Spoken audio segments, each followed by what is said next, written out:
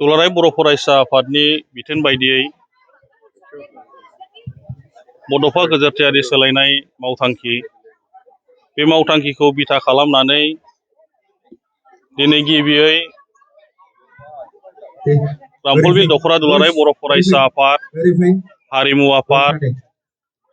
रामफलबिल दख'रा रंजालि बैसागु फोरबो खुंफुं आफाद आरो BCCR जुथायै दिनै नैबे सेरफांगुरि हाइ स्कुलनि गेवलां गेलेग्रा फोथाराव बिथांमोनहा दिनै फरायसाफोरखौ लानानै दिनै जि हारिमु मावबादा खुंफुंदों आरो आं दिनै क'क्राझार जिल्ला दुलाराय बर' फरायसा आफादनिफ्राय बे हारिमु मावबादाखौ खावलायनाय लेखा बेखेवनो थाखाय लेंहरनाय हिसाबै आङो दिनै बेयाव बाहागो लाफैदों। जोबोरैनो गोजोननाय मोनदों दिनै जोंनि जे लाइमोनफोर दिनै बेवहाय बिथांमोनहा बागुरुम्बा, दावस्रि देलाय मोसानाय, खाम दामनाय, सिफुं सेरजा हुनाय दा बे गासैखौ लानानै दिनै बिथांमोनहा जि खुंफुंगोन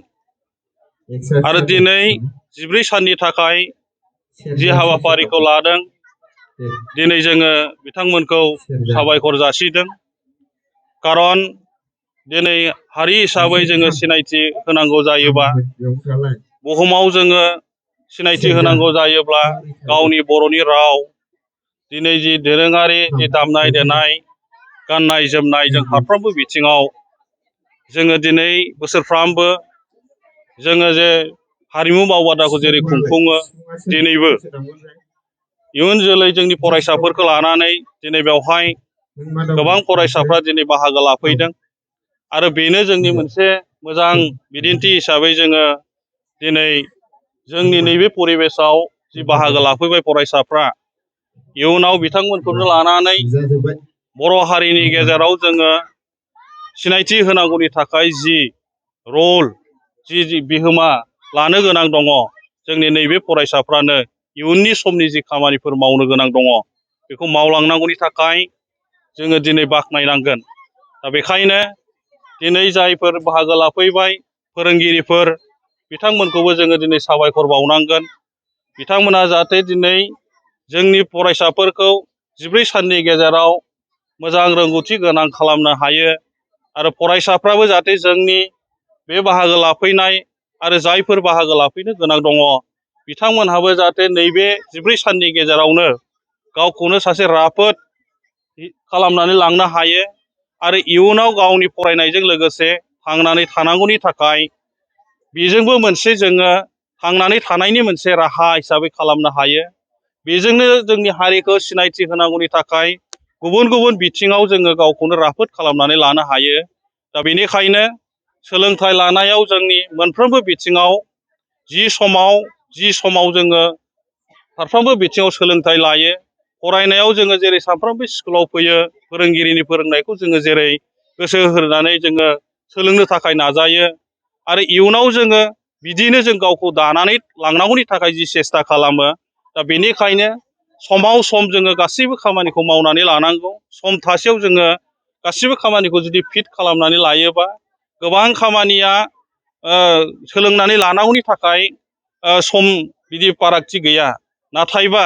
मोनफ्रोमबो खामानिखौ समावनो जुदि जोङो थिग खालामनानै लानो हायोबा जोंनि मोनफ्रोमबो बिथिङाव जों थांनानै थानायाव जोङो गावखौ फोथांनानै लाखिनाय लोगोसे हारिखौ सिनायथि होनाय फारफ्रोमबो बिथिङाव जों साफा साफा गावखौनो बिदिन्थि हिसाबै जोङो लानानै थांनानै इयुनाव जोंनि इयुन जोलैफोरखौबो जोङो बिदिन्थि महरै जोङो जाहाथे फोरोंलांनो हायो। दिनै बेनिखायनो आङो रामफलबिल दख'रा दुलाराय बर' फरायसा आफाद आरो खुंफुं आफादखौ आङो दिनै नोंथांमोननि चेनेलनि गेजेरजों फिन आरो साबायखर जासिदों आरो जायफोर दख'राफ्रा दिनै खुंफुङाखै बिथांमोनहाबो जाहाथे समावनो खुंफुङो। आं बेखिनिखौ आङो दिनै नोंथांमोननि चेनेलनि गेजेरजों आङो फिन जोङो दिनै रामफलबिल दख'रा दुलाराय बर' फरायसा आफाद आरो जोंनि रामफलबिल दख'रानि सिङाव थानाय गासै दखरा हारिमु आफाद, बड'लेण्ड कालचार सेन्टार, बेजों लोगोसे जोंनि रामफलबिल दखरा बैसागु खुंफुं आफाद जोङो जुथायैहाय 14 दिननि थाखाय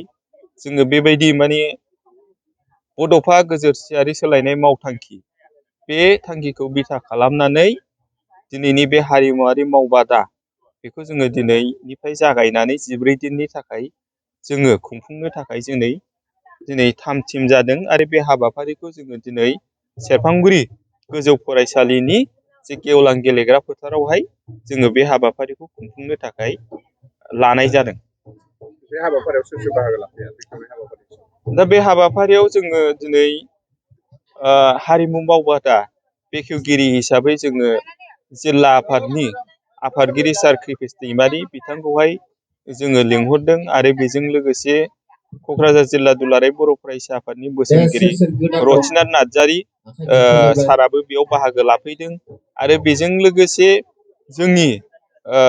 ओनसोलनि बा जोंनि रामफलबिल दखरानि सिङाव थानाय रामफलबिल दखरा हारिमु आफादनि गाहाय नेहाथारि बिदागिरि गणकान्त मोसाहारि बिथाङाबो बेयाव बाहागो लाफैदों आरो बेयावहाय जोंनि मोनसे समनि रामफलबिल दखरा दुलाराय बर' फरायसा आफादनि बारग' आफादगिरि सार बिजय कुमार नार्जारि बिथाङाबो